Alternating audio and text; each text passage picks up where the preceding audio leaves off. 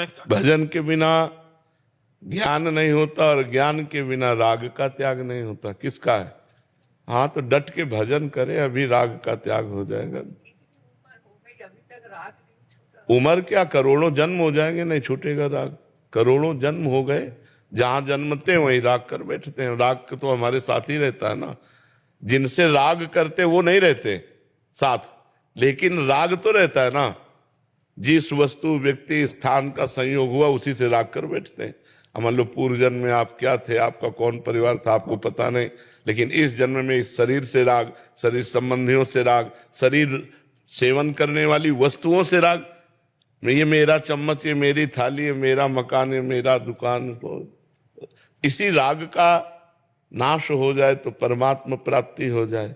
इसी के लिए विवेक की जरूरत है। विवेक के द्वारा ही राग का नाश होता है, और विवेक होता है भजन और संत समागम से। डट के भजन करो। देखो मीरा जी ने डट के भजन किया तो कहती, मेरे तो गिरधर गोपाल दूसरो न कोई, दूसरो न कोई। ये दूसरो न कोई ही वैराग्य है। दूसरो न कोई, भगवान के सिवा हमारा कोई नहीं है, और वास्तविक कोई नहीं है। ना कोई था, ना कोई रहेगा। दुनिया में लाखों का मेला जुड़ा, हंसा जब जब उड़ा तो अकेला उड़ा। कोई साथी तो गया नहीं। तो अगर ये ज्ञान हो जाए तो जीते जी वैराग्य करके सब में भगवत भावना करके सेवा करे, कोई परेशानी नहीं।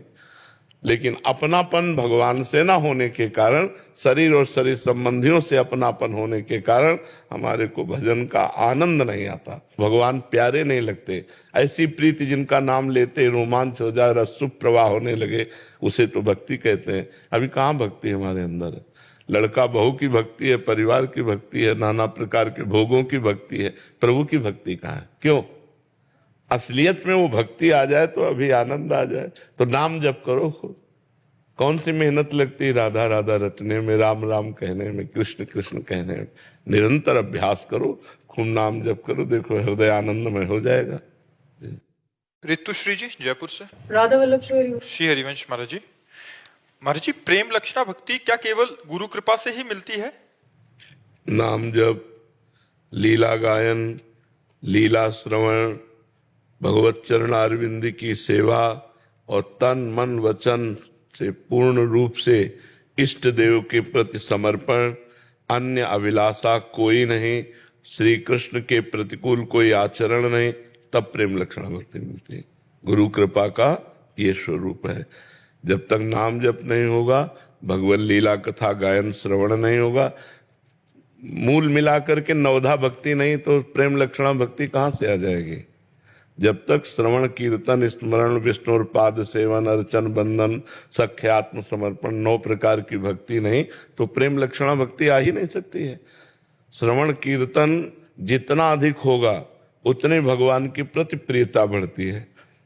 शरणागति भी श्रवण से ही होती है। विभीषण जी कह रहे, श्रवण सुजस सुनि आयऊं प्रभु भंजन भवभीर, त्राहि त्राहि आरति हरन शरण सुखद रघुवीर। जब तक हम खूब भगवान की चर्चा नहीं सुनेंगे, नाम जप नहीं करेंगे, भगवत सेवा नहीं करेंगे, तो प्रीति कैसे हो जाएगी? सुनना, बोलना, देखना, खाना, पीना, उठना, बैठना सब भगवान के लिए हो, तब भगवान के चरणों में प्रीति होगी, और प्रीति का ही नाम प्रेम लक्षणा भक्ति है। ऐसे प्रेम लक्षणा भक्ति नहीं हो जाती। यही गुरु कृपा है कि हमारी नाम जप में प्रीति हो। यही गुरु कृपा है कि हमारी भगवत कथा सुनने के लिए कान लालायित रहे। आशा बसन व्यसन याति नहीं, रघुपति चरित होय तहाँ सुनहि। यत्र यत्र रघुनाथ कीर्तनम तत्र तत्र कृतमस्तकांजलिम वाष्पवारि परिपूर्ण लोचनम। हनुमान जी महाराज कैसे आंसू बहाते हुए जहाँ जहाँ भगवान की चर्चा होती वहाँ वहाँ वो सुनते हैं। तो हम बावरों सो रस में फिरे खोजत नेह की बात, प्रिया प्रीतम के प्रेम की बात, भगवान के प्रेम की बात जहाँ हो रही हो वहाँ बैठकर सुनने का स्वभाव बनावे, खूब नाम जप करे, गुरु चरणों का संत चरणों का आश्रय रखे, तो प्रेम लक्षणा भक्ति प्राप्त हो जाती है। संत कृपा, भगवंत कृपा, गुरु कृपा का मतलब यही कि हमें साधन में प्रेम हो जाए। हमारी जो साधना है उसमें प्रेम हो जाए। साधना में प्रेम तो साध्य में प्रेम अपने आप हो जाएगा। अनूप सिंह भाकुनी जी। श्री हरिवंश। श्री हरिवंश महाराज जी। महाराज जी, कर्म, नियति, भाग्य और धर्म में क्या संबंध है? कर्म, नियति, कर्म वर्तमान में किया जाता है। नियति जो पहले से भाग्य निश्चित हो गया उसे ही कहते हैं। भाग्य और नियति अलग अलग नहीं है। बोले इसकी नियति निश्चित है अर्थात तुम्हारा दैव प्रारब्ध निश्चित है, भाग्य निश्चित है। तो जो नियति शब्द है उसे भाग्य ही कहते हैं कि नियति ने निश्चित कर दिया है वही होगा। नियति माने दैव, दैव माने प्रारब्ध, प्रारब्ध माने भाग्य। चाहे दैव कहे, चाहे प्रारब्ध कहे, चाहे भाग्य कहे, चाहे नियति कहे, वो एक ही शब्द का पर्यायवाची दो शब्द है। अब रह गया कर्म और भाग्य। कर्म से ही भाग्य बनता है। तो जो पूर्व में हमने कर्म किए वो दो प्रकार के होते हैं, शुभ और अशुभ। शुभ का मतलब होता है पुण्य, अशुभ का मतलब होता है पाप। पाप और पुण्य रूपी कर्म से ही हमारे इस शरीर का निर्माण हुआ है और शरीर का प्रारब्ध निश्चित है। किस समय कहाँ कौन सी गति अच्छी या बुरी होनी वो नियति में पहले से लिखी है। नियति माने भाग्य, भाग्य माने प्रारब्ध, प्रारब्ध माने दैव। समझ पा रहे हैं आप? तो अब हम जो कर्म कर रहे हैं वर्तमान में इसे क्रियमाण कहते हैं। क्रियमाण माने नवीन कर्म। अगर हमारे नवीन कर्म अच्छे हो तो पुराने कर्मों को रौंद करके हम मंगल कर सकते हैं अपना, हम भगवत प्राप्ति कर सकते हैं। अगर नवीन कर्म भी बस दो ही रहे, शुभ और अशुभ, तो फिर भी हमारी दुर्गति रुकेगी नहीं। वो मनुष्य जन्म लेने के बाद भी पुनरपि जननम पुनरपि मरणम पुनरपि जननी जठरे शयनम ये होता रहेगा। समझ पा रहे हैं जी? राहुल जी पौरसा से।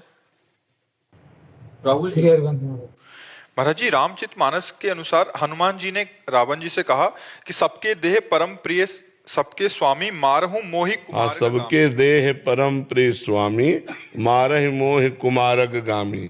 जिन मोहि मारा तिन में मारे तिन पर बांधे तने तुम्हारे।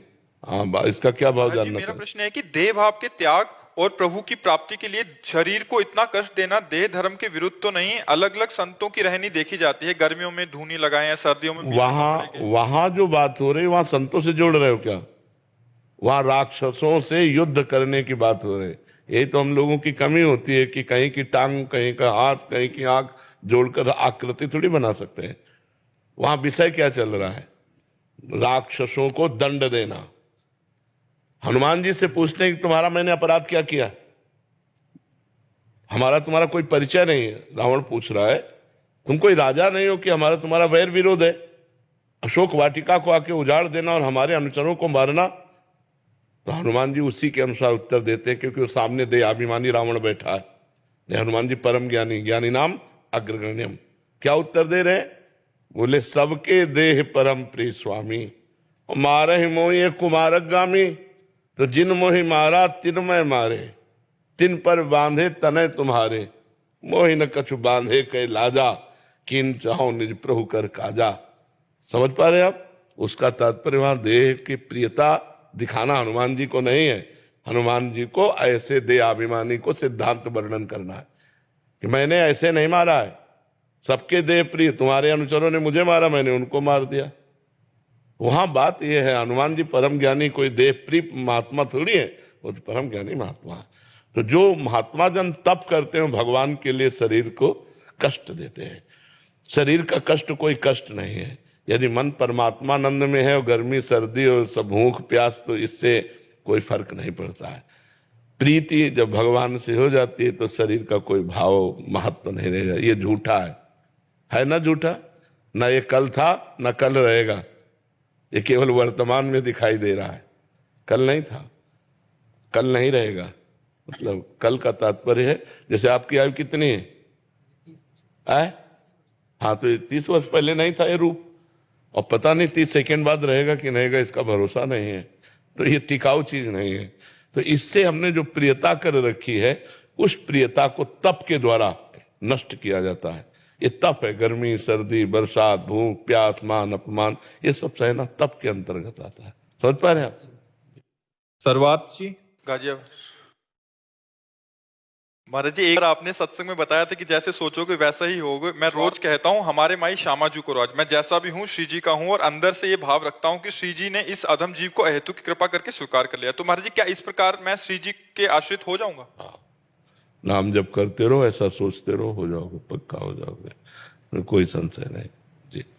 वर्षा जी, श्री हरिवंश महाराज जी, गुरुदेव भगवान, सत्संग में आपने बोला कि दृढ़ आश्रय लेना चाहिए। आश्रय ले लिया है, पर यदि कोई काम किसी से होता है तो हम उससे उसके संबंध में उसके मर्जी, कहने का भाव है इनका थोड़ा सा, कह रहे हैं कि अगर किसी से काम होता है तो हम उसके सामने तो बोलना ही पड़ता है कि आपकी कृपा, आपने करवाया। तो ये श्री जी की उस समय जब आप कह रहे हैं तो आपको संबोधन करो, सामने व्यक्ति है और भाव में इष्ट है कि आपकी कृपा से हमारी समस्या का समाधान हो गया, हम बार बार आपको नमन करते हैं या बार बार कृतज्ञता प्रकट करते हैं। लेकिन आप हम व्यक्ति को ना बोले, हम प्रभु को बोले, अपने इष्ट को बोले, क्योंकि सब में वही विराजमान है।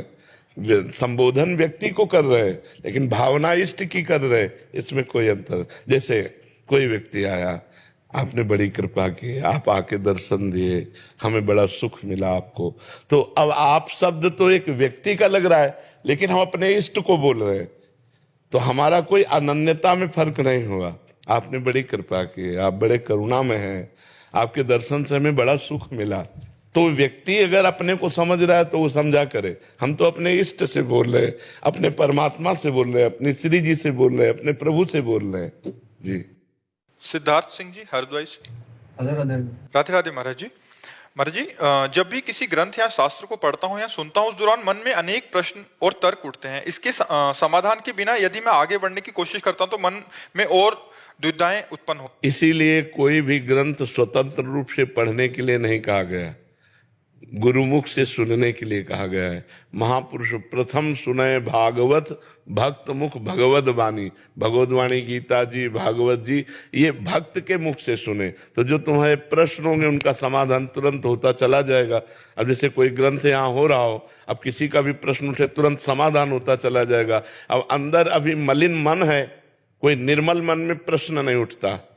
जब बिल्कुल निर्मल मन हो जाता है तो उसमें कोई प्रश्नवाचक चिन्ह नहीं रहता, वो परमात्मा स्वरूप हो जाता है। तो जब तक थोड़ी मलिनता रहती तब तक प्रश्न रहते हैं, और जब तक प्रश्न रहते हैं संशय आत्मा, तो वो संशय अशांति पैदा करता रहता है। और हमारा शास्त्र स्वाध्याय या साधना का फल है शांति, तो हमें चाहिए किसी महापुरुष के सानिध्य में ग्रंथ का एक बार श्रवण करें, या जो प्रश्न हो उनको लिख लें, किसी महापुरुष से उनका समाधान कराते चले, तभी हमारी चित्तवृत्ति परमात्मा में आगे बढ़ेगी। महाराज जी, मेरा एक प्रश्न था शास्त्र पढ़ते समय, जैसे यदि सब भगवान की लीला है तो क्या दूसरों के साथ बुरा करना भी भगवान की लीला मानी जाएगी? और यदि ऐसा है तो लोग, यदि आप दूसरों के साथ बुरा करते हैं तो भगवान के भक्त ही नहीं है, आप परमार्थ के पथिक ही नहीं है, तो आपका प्रश्न ही नहीं बनता है।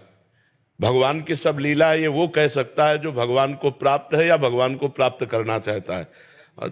जो पापाचरण, किसका प्रश्न है? जो पापाचरण करेगा तो भगवान की लीला में नरक भी है, भगवान की लीला में जेल भी है, भगवान की लीला में पुलिस भी है, भगवान की लीला में डंडा भी है। तो स्वीकार करो ये डिपार्टमेंट, ये भी तो डिपार्टमेंट है भगवान का। बुरा जो कर रहा है वो सोच ही नहीं सकता कि भगवान की लीला है, और जो सोचता है भगवान की लीला का वो बुरा कर ही नहीं सकता है। विचार करो, अब जैसे ये नाम जब कर रहे हैं, ये बुरा कर सकते हैं क्या? हृदय की स्थिति हो, जैसे हम इसलिए बोला बच्चा, तो जैसे लोग कह देते हैं भगवान की इच्छा के बिना पत्ता भी नहीं हिलता है।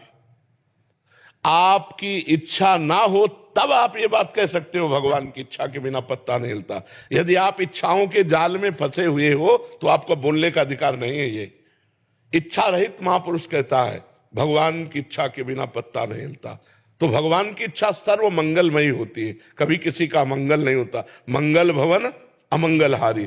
अपनी इच्छाओं का जिसने दमन कर दिया, अपनी इच्छा को जिसने वाहेगुरु भगवान की इच्छा में मिला दिया, वो ये देखता है कि चराचर जगत भगवान की इच्छा से चल रहा है, और जो ये देखता है भगवान की इच्छा से चल रहा है उसमें इच्छा होती नहीं, इसलिए उससे कभी पाप होते ही नहीं। समझ पा रहे आप?